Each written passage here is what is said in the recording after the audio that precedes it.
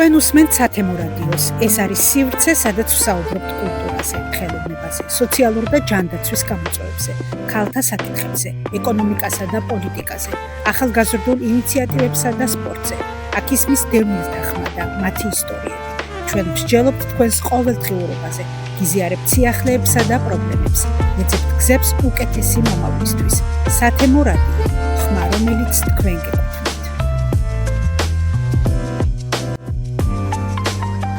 მოგესალმებით რადიო მსმენელებო, მოგესალმებით ძვირფასო მეგობრებო, ვინც გვიყურებთ, არა მარტო რადიო მსმენელებთან გვიყურებთ კიდეც სოციალური ქსელის სხვადასხვა საშუალებით. დიახ, ეს არის ჩვენი ხონი სათემო რადიო, რომლის ხმა უკვე დიდი ხანი არ არის, მაგრამ უკვე ისმის ჩვენს ეთერში და ყოველთვის ვცდილობთ ისეთი სტუმრები მოგიყვანოთ, განსაკუთრებით პირველ ეპიზოდში, ჩვენი გადაცემათა ციკლის პირველ ეპიზოდში, ისეთი სტუმრები, რომლებიც უკვე შედგნენ, რომლებიც უკვე არიან ადამიანები, პირიქით სხვებისთვის არიან მაგალითი და ერთგვარი ხელოვნებისა და კულტურისა და განათლების მუშაკების მოყვანა თავიანთ სფეროში პირველები, რომლებიც უნდა იყვნენ მაგალითი და არიან კიდეც მაგალითი თავიანთი გამოცდილებით, რომ სხვასაც გაუზიარონ და მომავალ თაობას აზიარონ ამათ იმ საქმეს.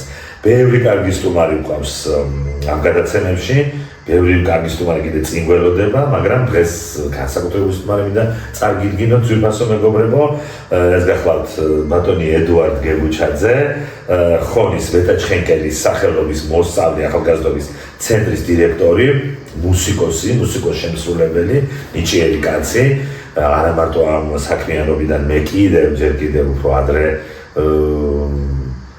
ედუარდი რომ უფრო პატარა იყო, ახალგაზრდა ახლაც, მაგრამ პატარა ბიჭი იყო, ასე ვთქვათ, იქიდან ვადევნებთ ალკურს მის შემოქმედებას და ბევრი კარგი საქმის სათავეში მინახავს ან მონაწილე დაწყებული ეს იმერეთის ხმა, დამთავრებული ქუთაისში, არაერთი პროექტი ეგეთებული ხონში თითქმის ყველაფერი თუ რაიმე ხდება მუსიკასთან და სიმღერასთან და ესტრადასთან და ხელოვნებასთან დაკავშირებული ყველაფრის ან უკან დგახართ, ან თავში დგახართ, ან ხელმძღვანელი ხართ, ან მონაწილე ხართ და ძალიან მნიშვნელოვანია თქვენაერი ადამიანები, რომლებიც არ ტოვებენ მუნიციპალიტეტს, არ ტოვებენ იმ ადგილს, სადაც დაიბადნენ, ვისაც ემსახურებიან და არიან მათ სამსახურში. ძალიან დიდი მადლობა ედუარდ, რომ გამოძებნეთ და მოხვედრით ჩვენთან და აპირებთ მოგვიყვეთ თქვენი გამოცდილების შესახებ.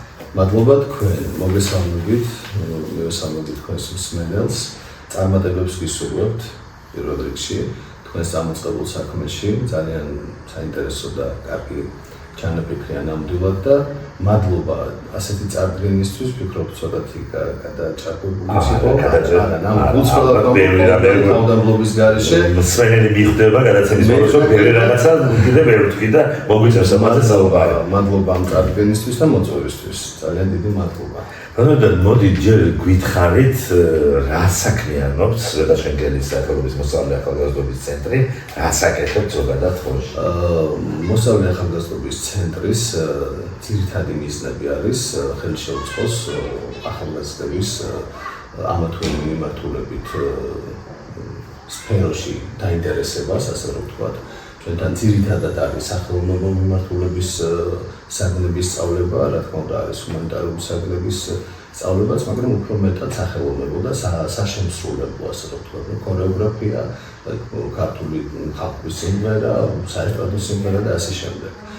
ჩვენ გვყავს 600-მდე მოსწავლე, რაც ძალიან კარგი მაჩვენებელია რაიონის შემაცხოვრებელი ადამიანებიდან მასშტაბიდან გამომდინარე. ეს სახელმწიფო პროგრამაა, ხო?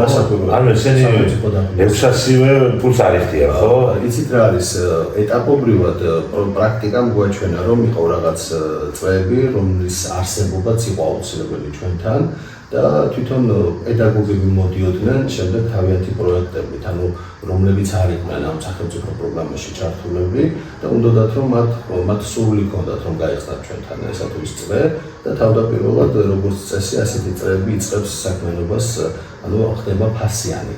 თუმცა ხშირ შემთხვევაში ეს გადადის შემდეგ საუფასო წლების გადასავლობენ ახალგაზრდებს ახალგაზრდა რა სწავლობს ძირითადად აი როგორც მოგახსენეთ წეგან სახელოვნებო მიმართულებით არიან დაკავებულები, არის ქორეოგრაფია, ქართული ხალხური ცეკვები, ასევე ქართული ხალხური სიმღერა, საესტრადო სიმღერაც მათ შორის, სამუსიკო სტუდია გვაქვს, ასევე საფორტეპიანო და ვოკალური ნაყოფილებით.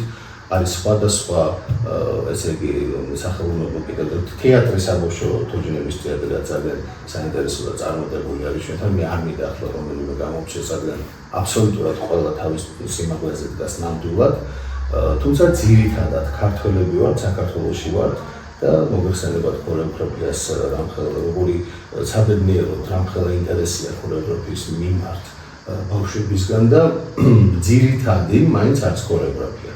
ანუ ამ 600 ბავშვიდან მე-13 შეადგენს ქორეოგრაფიულ წრეებს და სტუდიებს. ქართული რა თქმა უნდა, თუმცა გვაქვს სამეჯლისო შესაძლებელია არაჩვეულებრივი პედაგოგი ყავს და არის ეს მიმართულება. ინტერესი აქვს ბავშვებს, სიახლე არის და თავისთავად სიახლე ყოველთვის არის ინტერესის საგანი. კი ბატონო, ბატონო, თქვენს შემოქმედებაზეც ვისაუბროთ, იმიტომ რომ თქვენ როგორც მუსიკოსი, როგორც შემსრულებელი.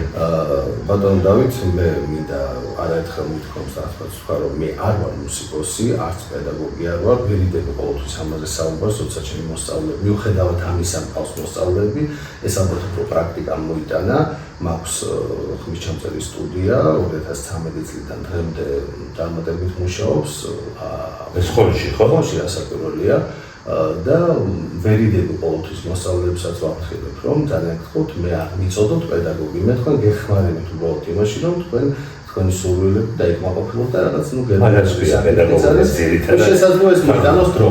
თუმცა მე იმ ადამიანებს ვერ მივაყენებ შეურაცხყოფას, ვინც მთელ ცხოვრება შეალია სწავლას და იმას, რომ ნამდვილად დაემსახურებინათ ეს სტატუსი, უნდა იყოს რაღაც განსხვავებები. დრო მაჩვენოს, საქმე მაჩვენოს, ყველაფერი აბსოლუტურად მე ასე მირჩევნია.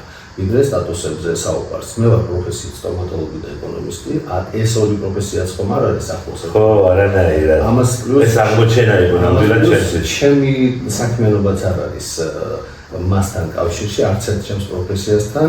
ნუ ხელოვნებას ასე რომ ვთქვათ, მიუძღვენი ჩემი ცხოვრება და უკავშირე და პროფესიით არ გიმუშავია. პროფესიით 2 წელი მუშაობ. იმ როგორც სტომატოლოგი მუშაობდი, მაგრამ შემდეგ ისევ მე დავიბადე ბათუმში, ხოლში სწავლობდი, აქ გავიზარდე, ივან დიდის გარდაქმნის სახელობის საშუალო სკოლა და საჯარო სკოლა დავამთავრე და სწავლის პარალელურად მე უმეტეს დროს მაინც ხოლში ვატარებდი. აქ ჩამოვდიოდი და შემდეგ გასაკვირველია ისევ აქ ჩამოვედი და მაშინ იყო ახალგაზრდული კავშირების ლიგა, ახლაც არის გასაკვირველია, თუმცა დაკარგა ის რაღაცა ხიბლი, ვინაიდან დამფუძნებელი ერთ-ერთი და მთავარი ამ სულის შემქმნელი ამ ორგანიზაციის ალექსანდრე აკობიძე, მე ვიცი რომ იცნობთ თქვენ მას, რაც უკვე გარდაცვლილი. ის იყო ამ ყველაფრის სულის შემქმნელი და აი იქ დაიწყო ჩემი პირველი ნამიჯები, ასე ვთქვათ. ბათუმში ოჯახი ცხოვრობდა? არა, მე ბათუმელი მყავს დედა. დედულია კი. დიახ, და იქ დავიბადე, შესაბამისად ძალიან მიყვარს ბათუმი, სასაკვირველია. მაგრამ ხონი არის ჩემთვის ყველაფერი რაც შეიძლება. არც არასოდეს მიოცნები აქედან წასვლაზე. უფრო პატარა რო ვიყავი ახალგაზრდა სკოლის პროფესორი და ასე შეახსენეთ, არასოდეს არ მქონია სურვილიც კი რომ მე სხვა ქალაქში მეცხოვრა. და ახლაც არ მოხდა და ვფიქრობ რომ მომავალშიც არ მოხდა. მინდა ვისაუბროთ იმერეთის ხმა, ესეთი კონკურსი, ხო სწორად ვამბობ, ესეთი რომელიც ბევრი კარგი ადამიანის აღმოჩენაც გიკავშირდება, ბევრი კარგი მომღერალი, ახალგაზრდა მომღერალი, მე ვიცი რომ თქვენს მიერ იყო დაფრთიანებული. რა ვიცი, ბევრი წარმატების მაგალითი ჰქონდათ აი ამ კონკურსზე რომ ვილაპარაკოთ. ქალბატონი ნანა იამალიძეც იყო ჩართული და ყველაფერს ძალიან პატივისცემ. ქალბატონი ნანა რომელიც არის არაჩვეულებრივი, აი ისიც ამოწაკეს თავს კომპოზიტორს არავარ. ესე იგი სიმღერებს ეს და არავარ კომპოზიტორიო, მომღერლებს ამზადებ და არავარ პედაგოგიო. ხო, მაგრამ თავდამალი ხალხი ხარ, თავმოყრილი მოჩას ყველა ერთად. ქალბატონი ნანას გარეშე ჩემს ბიოგრაფიაზე საუბარი უბრალოდ ვფიქრობ რომ არ შეიძლება. ნუ აღნიშნავ რომ ეს იყო ფესტივალი იმერეთის ხმა, რომელმაც ჩემს ცხოვრებაში ძალიან მნიშვნელოვანი როლი ითამაშა. აი როგორც თქვი, მე ვერიდები ყოველთვის და ცდილობ ვიყო აი ამ პედაგოგის სტატუსს და რაღაცას წამოვწიოს თემა, ყავდა მოსწავლეები და ქალბატონი ნანა იყო სწორედ ის ადამიანი, რომელმაც მომცა ბიძგი და სტიმული, რომ კიდევ უფრო მეტად გამეთხმავებინა ეს საქმიანობა, შემესწავლა და ჩემს თავში ყოფილიყავი და თავდაჯერებული ყოფილიყავი ამ მიმართულებით. ნუ მოგესალმებათ ამ ფესტივალის ჟიურის თავმჯდომარე იყო და არის ქალბატონი მარიკო კვარიაშვილი, ნამდვილად ლეგენდარული კომპოზიტორი და შესანიშნავი პიროვნება. და სწორედ მან მომცა ბიძგი, აი როცა პირველად გამომცა დიპლომი, რომ წარმატებული პედაგოგიური საქმიანობისთვის, აი ეს ჩემთვის ვერც კი აღწერა. ყველა ინსტიტუტზე, ყველა სასწავლებელზე, ყველა პრეზიდენტი იყო ჩემთვის იმ მომენტში და სწორედ ამ ადამიანებმა მოხდეს გარდამტეხი შეიტანის გარდამტეხი როლი, რომ მე რაღაც ამ მიმართულებით კიდევ უფრო განვითარებულიყავ. ედუარდ, ბევრი წარმატება ყოფილა თქვენ ცხოვრებაში და მე ყველა მაინტერესებს, მაგრამ ეხლა ბოლოს გიხილეთ ლიანა ისაკაძის ინსტრუმენტ შემსრულებელთა ძალიან სერიოზული ფესტივალი საკონკურსო იმის დააფუძნებელთა სიაშიც და ჟიურშიც, ხო? ეს არის ახლა რა ვიცი, ისეთი თან საერთაშორისო ჟიური იყო ამ ყველაფერში და იქ იხილეთ და ძალიან გამიხარდა და ამ კონკურსებს რომ გითხრათ, ეს ყოველწლიურად უნდა გახდეს, როგორც იცი ახლა თან ისეთი ადამიანის სახელი აქვს ხო ცოტა არ იყოს დიდი და საკმაოდ საინტერესო ალბათ ისა თქვენი ბიოგრაფიისთვის ძალიან მნიშვნელოვანი ამბავია ნამდვილად. დიახ, მე სანამ კონკურსზე ვისაუბრებ, აუცილებლად უნდა აღვნიშნო მიმართლებს ნამდვილად მეგობრებში მე უნდა აღვნიშნო და ვახსენო განსაკუთრებით ასევე ქალბატონი სანდა კიკვაძე, არაჩვეულებრივი მუსიკოსი, რომელსაც მე ვიოლინო პირველი ერთ-ერთი და ქვეყანაში არა მაგრამ ქუთაისში. დიახ, შესანიშნავი ქალბატონი დარიჯან კურცმანძე, ასევე მე ვიოლინე მუსიკოსი. აი ამ ორმა ადამიანმა მომცა მე კიდევ უფრო მეტად საშუალება ამ კონკურსში, რომ წარმომიჩინა ჩემი თავი და შესაძლებლობები, თუმცა სიმართლე გითხრა, თავდაპირველად ვეგიდებოდი, გავუბრუნდი ამ ყველაფერს მისი მასშტაბებიდან გამომდინარე. მოგესალმებათ ლიანა ისაკაძე, ქალბატონი ლიანას სახელი. რა სიმაღლეებზე არის საუბარი, მით უმეტეს საერთაშორისო და მხატვრულად ბედნიერება რომ ვიყო დამფუძნებელი არტ ვირტუოზის ამ ორგანიზაციის, რომელმაც ჩაატარა ეს კონკურსი და ძალიან დიდი მადლობა მინდა ვისაუბროთ თქვენი შემთხვევაში ეთერით და უთხრა ბატონ გიორგი ისაკაძეს, ქალბატონ ლიანას მემკვიდრეს, მიშულს, ქალბატონ ნინა ცაგარელს, ასევე ჩვენი გუნდის წევრს და ყველა იმ ადამიანს, ქუთაისის მერიას, ბატონ დავითს, რომელმაც დიდი როლი ითამაშა ამ კონკურსის განვითარებაში და ყველა იმ ადამიანს, რომელიც გვერდში ყვება და თქვენ, რომ ყოველთვის ჩვენთან ვიყავით ამ კონკურსის პროდის დროს. კი ბატონო. პროფესიულად არ ვიცი ყველაფერს შევეხე თუ არა თქვენი ცხოვრების რაც მე ვიცოდი შეხედულობა მქონდა მეტნაკლებად ვისაუბრეთ ამაზე და ალბათ ან ჩემ თუ კი ისეთივე გითხარით თქვენც ისაუბრეთ შემდგომში, მაგრამ ეხლა მინდა უფრო სხვა შეკითხვებით დაგისვათ თუ შეიძლება. აი რას გვეტყვით ხონის შესახებ, როგორი ქალაქია ხონი? ეს ჩვენი სათემო რადიო მომართულია იმისათვის, რომ ხალ უკეთესი გავხადოთ ჩვენი თემი, ჩვენი მაყურებელი, ამ დასახლებაში მცხოვრები ადამიანები, ხონში და ქვეყანაში საერთოდ ჩვენ მოვისმენს და რა პერსპექტივის ქალაქია, რა ჭირდება, რა პრობლემებია, რა სიყვარულია ესეთი ხონელობას, ვერ კარგავს არავინ და ლამის სადაც არ უნდა გადაცხოვრდნენ ბოლომდე როგორც ებრაელები ებრაელობენ, ისეა ხონელობა საერთოდ ძალიან ავთენტურია და არ ითქვიფებიან ასე ვთქვათ ზოგიერთები ზოგი რო გათბილისელდება ქუთაისელი მაგალითად ხონელობა მაინც სხვა ისაა. რა არის ეს ხონი, ამაზე გითხრათ? ხონი არის, არ ვიცი, სიყვარულის ქალაქია, ისტორიული ქალაქია, პირდაპირ უძველესი ნამდვილად აქვს, ალბათ ერთი გადაცემა არ ეყოფა, რა თქმა უნდა, ამაზე საუბარს და უხერხულიც არის რომ მე ვისაუბრო, რადგან თქვენ დარწმუნებული ვარ, მე გეყოლებათ გადაცემაში სტუმრად აუცილებლად ის ადამიანები, რომლებიც ძირფესვიანად და უფრო ასე რომ ვთქვათ, გაშლად შეძლებენ ამ თემაზე საუბარს. მე შემიძლია მხოლოდ იმის თქმა, რომ ნამდვილად სიყვარულის ქალაქია. ისტორიულ ქალაქთან ერთად არის სიყვარულის ქალაქი. შესანიშნავი ტრადიციების მქონე, კულტურაზე არ ვსაუბრობ, უკვე ნამდვილად უფროსებმა იციან ამის თქვა, რომ კულტურის კერა არის ხონი და უდიდგან ასე იყო და მართლა ასეა რომ უყურდები. მიუხედავად იმისა, რომ მე ძალიან შაუბნელ წლებს ვერ ამოვსწრები ვარ საბედნიეროდ, მაგრამ ჩემს პერიოდშიც იყო იქ რაღაც ისეთი გაჭირვების პერიოდები და მინდა გითხრათ, რომ ვიხსენებ ახლა მაშინდელ ასე ვთქვათ, უფრო კულტურულ მხარეს შევხედო, ღონისძიებები იყო ეს თუ არ ვიცი რაღაც ახალგაზრდებისთვის საინტერესო და სასაჭირო და აუცილებელი პროექტები მიქურის, რომ როგორ ახერხებდა ეს ქალაქი ამ ყველაფრის ორგანიზებას, თუმცა ახერხებდნენ ერთმანეთის მხარდაჭერით და ერთმანეთის გვერდში დგომით და ეს არის სწორედ ხოვნელობა და აუცილებლად უნდა აღნიშნო მე ალბათ არ ვიცი ალბათ გაქვთ თუ არა კითხვა ჩემთან ამასთან დაკავშირებით, მაგრამ აუცილებლად უნდა აღნიშნო დღევანდელი მდგომარეობა ხონეს ქალაქის მერი ბატონი ლადო ჯურხაძე, რომელიც კიდევ უფრო მეტად უწყობს ხელს ამ ყველაფრის შენარჩუნებას და პატივს ცემს იმ ტრადიციებს და ცდილობს, რომ კიდევ უფრო მეტად დაანებოს ახალგაზრდებში ეს და ეს არის ძალიან კარგი კურსი ჩემი აზრით.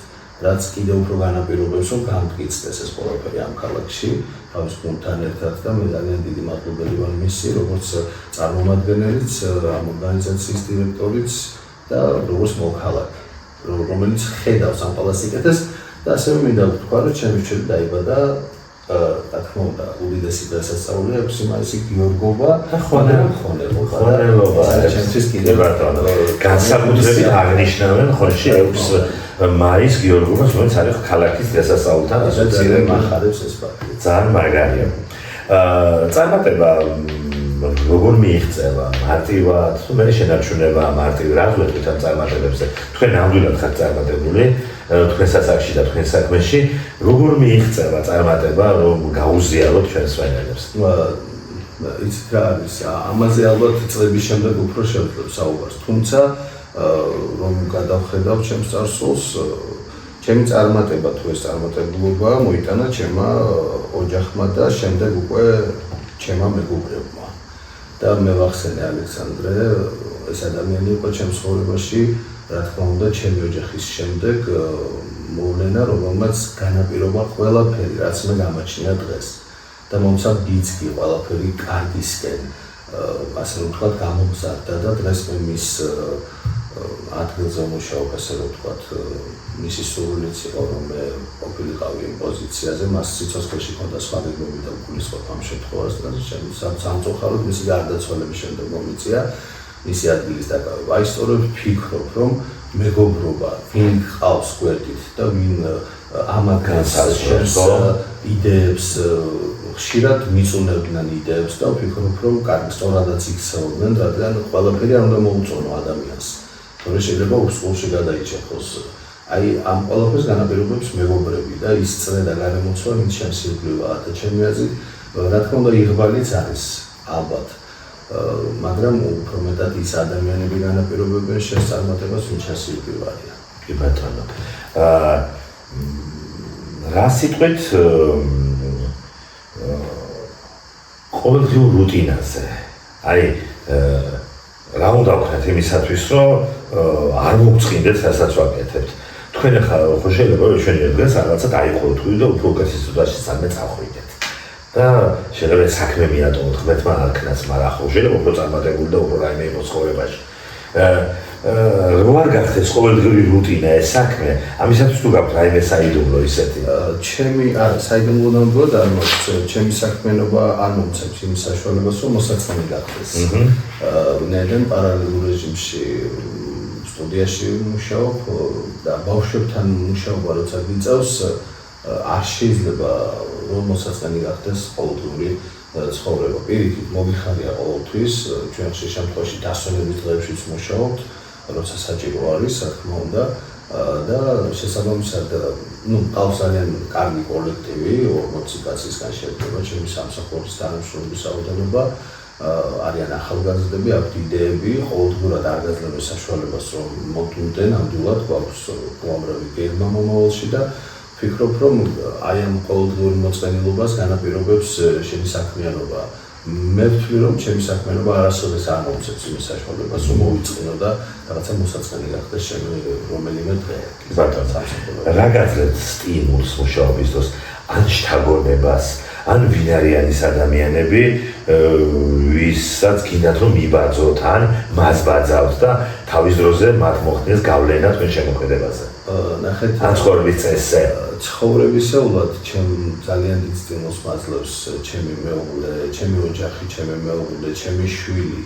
სამსახურეობრივად სტიმული მაქვს, არ ვიცი ეს გადაეცემა ტრადიციულად ჩვენს შენობაში მყოფ ადამიანებს თუ რა ხდება, მას ვერ ხსნი, მაგრამ აი სტიმული არის ჩემთვის ის, რომ კიდევ ისევ და ისევ იმ ახალგაზრდებთან და მომავალ თაობაზე მაქვს საუბარი, რაც მე გამიკეთეს ჩემო უფროსმა მეგობრებმა და რაც ჩემში ჩადეს, მეც მინდა იგივე გავაკეთო სხვებისთვის. აი ერთადერთი მიზანი ნამდვილად გულწრფელად გეუბნებით, გარდა იმისა, რომ კარიერული განვითარება, ეს ყველაფერი ჩვეულებრივი ამბავი ალბათ რაც უნდა იყოს, ხო? არ ვიცი ამას ხობი დავარქვა თუ რა არის, მაგრამ აი ჩემთვის არის მიზანი ის, რომ შევძლო და ერთი ახალგაზრდა მაინც დავაყენო გზაზე და მან თქვას ოდესმე რომ აი მე ეს ადამიანი დამეხმარა რომ წარმატებული ყოფილიყო. ალბათ რაც გამიკეთეს მეც მინდა რომ იგივე გავაკეთოს. როგორ დაახასიათებთ ამ ახალგაზრდებს ჩვენს თანამედროვეობას, მომავალ თაობას, ვისთანაც გიწევთ მუშაობას, როგორი თაობა მოდის? ძალიან კარგი. და ნამდვილად გულწრფელი არის ეს სიტყვები. არის სხვადასხვა მოსაზრება ამასთან დაკავშირებით, მაგრამ ეს ყველაფერი უკავშირდება ბატონ დავით ცხოვრების სიახლეებს. რა თქმა უნდა, ყველა თაობისთვის მომდევნო ახალი თაობა ვერ იქნება მისაღები და მათი შეხედულებები ასე ადვილად არ მივა მათთან. თუმცა ვფიქრობ, რომ ბევრი საინტერესო სიახლე არის მომავალ თაობაში, მათ აზროვნებაში, რა თქმა უნდა, გულისხმობ კარგს და ისევ იმ ტრადიციებზე დაფუძნებულს და იმ წმინდაზე და იმ ძვირფაზე რაღაცებიც ჩვენ გაგვაჩნია. ჩემთან ყოველ შემთხვევაში ხედავ აი ამ ასეულობით ბავშვს, რომლებსაც უხარიათ ცხოვრება, რომლებსაც უნდათ რომ განვითარდნენ, უფრო წილიდან. აი მე მქონდა შემთხვევები, ხშირად მაქვს ესეთი შემთხვევა, როცა უფროს კლასელებთან მიწევს მუშაობა ისევ და ისევ მუსიკალური კუთხით გულისხმობ. აი ხშირად არის ბანკეტები, სადღესასწაულო შეხვედრები რაღაცებიდან, ამ შემთხვევაში მიწევს მათი დახმარება.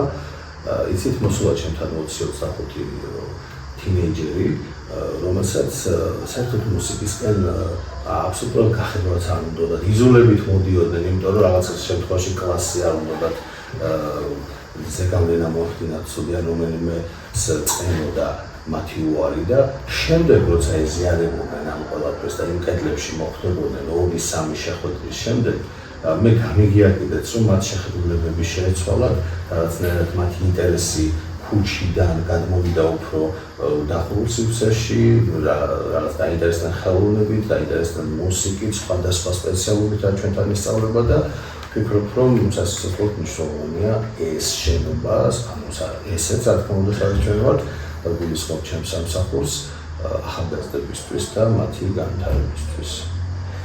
როგორ რეაგირებთ კრიტიკაზე? იმიტომ რომ ხელოვანი ხალხი ყველა ამბობს, რომ აღარ კრიტიკა აუცილებელია, მე კრიტიკას ვიღებ და სინამდვილეში არ იღებენ და ზოგჯერ ბრაზით პასუხობენ. თქვენ როგორ რეაგირებთ კრიტიკაზე? გულწრფელად თუ გვეტყვით, ძალიან გამიხარდებათ. იყო პერიოდი, როცა ვერ ვღებულობდი ამას.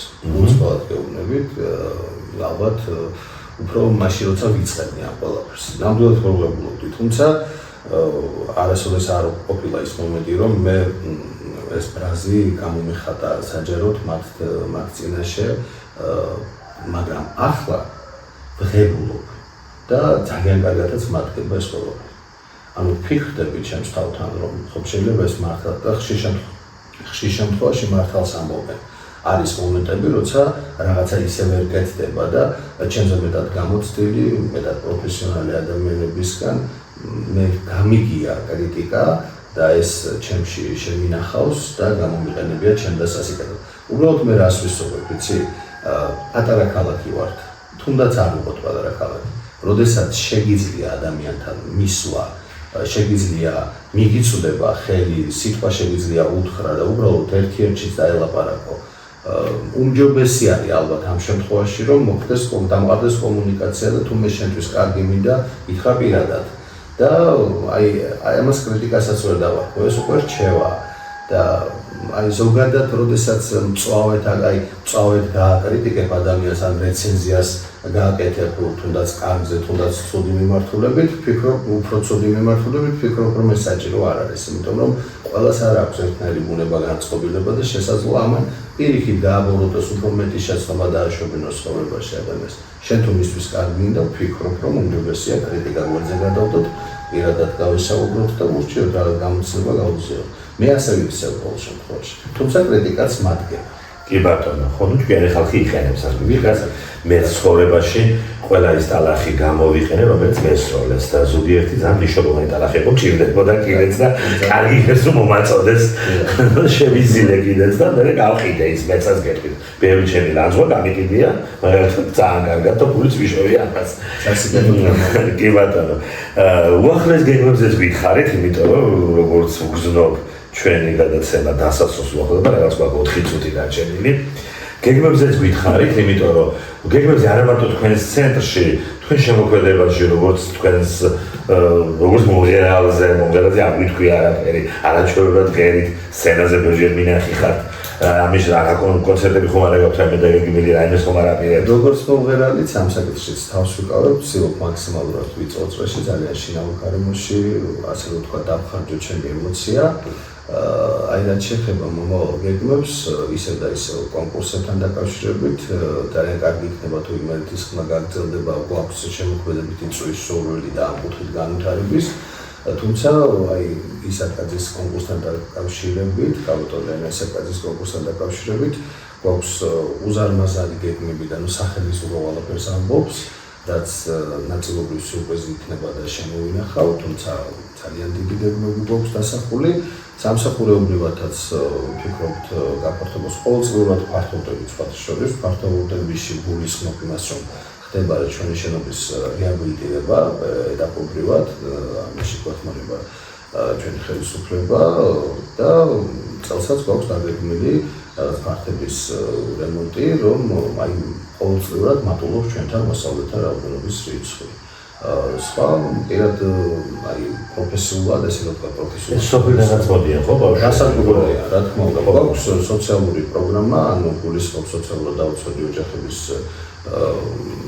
ბავშვებისთვის, შვილებისთვის, ასე ვთქვათ, რა თქმა უნდა, სწავლება ისედაც უფასოა, მაგრამ ამ შემთხვევაში კიდევ ტრანსპორტირებაზე ხომ არ არის პაციენტებზე, ტრანსპორტირებაზე სამწუხაროდ არა, თუმცა შეიძლება მომავალ გეგმებშიც ესეც შევიტანოთ, მაგრამ იმიტომ სოფლიდან ჩამოსული ბავშვმა რომ იაროს პირველი პრობლემა ალბათ იქნება ტრანსპორტი. ნახეთ, ამ კუთხით ჩვენ გვაქვს ძალიან კარგი ეს თემა რომ წამოწიეთ, ამ კუთხით ჩვენ გვაქვს ასეთი ხელშეწყობის პროექტი, ანუ ჭალებში ესე დავარქვათ. ჩვენი პედაგოგები თავად გამოთხოვეს სურვილს, რომ ამ თემის სოფლებში წავიდნენ და ესე იგი ბავშვებს უმრავლესობას ძალიან მნიშვნელოვანია. მე ხა მაგალითად იგივე ხონის განათლების სათემო ცენტრის ეგიდით სერიოზული პროექტი განხორციელდა მაღალმთიან კინჩხადო გორჯში და რაღაცა რომელიღაც კინჩხაში იყო და სადაც ბავშვები კი არ გადიოდნენ პედაგოგები აიყვანეს და თვეობით ასწავლიდნენ ხატვას. სკოლაშიც გვაქვს. ხო, ძალიან მნიშვნელოვანია. მე ამ ბავშვებმა ისეთი კარგი ნამუშევრები შექმნეს. მე გამოფენაცაც დავესწარი, როცა გაკეთე ეს ღონისძიება და მე უკვე მაშინ ქალაქის მოსუთხეს, რომ იქნებ შტატში ჩავსვათ ეს მასალები და მარტო პროექტს ვაგლებში არის ძალიან მნიშვნელოვანი. ძალიან მნიშვნელოვანი. სათემო ცენტრებზე როცა ვსაუბრობ, სოფლად ცხოვრები ბავშვებისთვის მეტი ხელმისაწვდომობა უნდა იყოს ამ სერვისებისადმი. ეს არის ძალიან მნიშვნელოვანი. მნიშვნელოვანეს ნამდვილად გეთანხმებით. და კიდევ ბოლოს ასეთ რაღაცას გეტყოდით, როგორ ხედავთ თქვენს თავს მომავალში, ან დაუშვათ სად ხედავთ თქვენ თავს 10 წლის შემდეგ, ან 5 წლის შემდეგ, რაღაც აი კონკრეტულად მაგალითად 10 წლის შემდეგ სად ხედავთ თქვენ თავს? მე ვხედავ ჩემს თავს ისევ იქ, სადაც დღეს ვარ. ისევ ხონში. არა, ხონში ეს უპირობოდ. ხო. არა, ეს ნამდვილად უპირობოდ. მე ყოველ შემთხვევაში არასოდეს არ ვეცდები, რომ სხვა ქალაქში გავაგრძელო ჩემი საქმიანობა. თუმცა ეს ჩემზე რაც არის დამოკიდებული. სამსახურეობრივად ვფიქრობ, რომ ისევ იქ, რა თქმა უნდა, თუ ამის სურვილი იქნება, სადაც დღეს ვარ. და კიდევ უფრო მეტი სიახლით. წარმატებებს გისურვებთ. მე მინდა რადიო მსმენელს შევახსენო და მაყურებელს ჩვენსაც შევახსენო, რომ ჩვენ ვსტუმრობდა ხონის ბეტა ჩხენკელის სახელობის საქმე მინდა გითხოთ მე შეიძლება ჩემს სამარცხინოდ ეს არ ვიცი ბეტა ჩხენკელი იყო დამაარსებელი ამ ცენტრის თუ დიახ ანუ მაშინ იყო რაიონული მოსავლე ახალგაზრდობის სახლი კი ბატონო გახდა დირექტორი ასევე იყო პედაგოგი ანუ იყო ძალიან დიდი ბაწლიანის გამაგარი ადამიანის ორგანიზაცია რა თქმა უნდა ეს ორგანიზაცია იმ პერიოდში ათწლეულების განმავლობაში ფუნქციონირებდა. შემდეგ ეს გარკვეული მიზეზების გამო იყო შეჩერებული და ლიკვიდირებულიც კიდე შეიძლება ითქვას და სწორედ ბატონმა ალექსანდრე აკობიძემ მის არაჩვეულებრივ მეგობრებთან და გუნდთან ერთად მოახერხა და აღადგინა ეს ორგანიზაცია. კი ბატონო. სწორედ ამ კარგი ორგანიზაციის მოსავლე ახალგაზრდობის ცენტრის დირექტორი ედუარდ გეგუჩაძე იყო ჩვენი სტუმარი. დიდი მადლობა რომ გამონახეთ დროზე გვეწვიეთ ამ ზაფხულის ცხელ დღეებში. კარგად ზარდება. მადლობა და წარმატებებს გისურვებთ. წარმატებებს გისურვებთ.